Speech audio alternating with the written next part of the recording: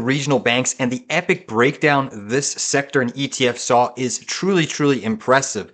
Today, KRE fell sharply lower, down 6.2% on the daily session. That is an extreme bearish candle breakdown on a massive amount of volume, 68.71 million shares. The last time we traded that amount of volume was basically off of this gap up in 2024. But you have to start really scrolling back to what the banking crisis in 2023, where banks started falling in a waterfall sell-off, where you started having regional banks failing at the seams. I believe there were 4 banks that failed back there in 2023 and a few more. But nevertheless, regional banks, what the heck is going on?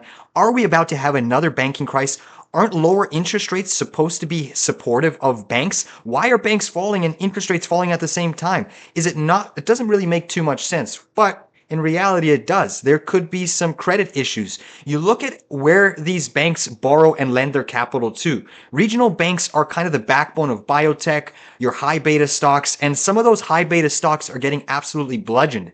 If we go through some sort of an economic decline, what are the first businesses to kind of lose their shirts, so to speak? It is the higher beta companies that, one, aren't making any revenue or profit. So regional banks, they got absolutely slaughtered. I want to show you something really interesting. Just on a pure technical level, if we throw in our key moving averages here, in one trading session, regional banks lost the 7-day moving average, lost the daily 200 moving average, and lost the 1-year 365. So this green moving average is your 1-year moving average, 365 days of data. Your daily 200 is in blue and your 7-day in yellow. In one fell swoop, we lost everything. This was looking to be one of the more bullish ETFs in the market, and this is a failed inverted head and shoulders on, really it's a weekly time frame. So you have a much larger failed pattern on the weekly chart of regional banks, and things are looking pretty dicey for this ETF. If you look at the earnings that took place, it's a sea of red in my KRE watch list. You look at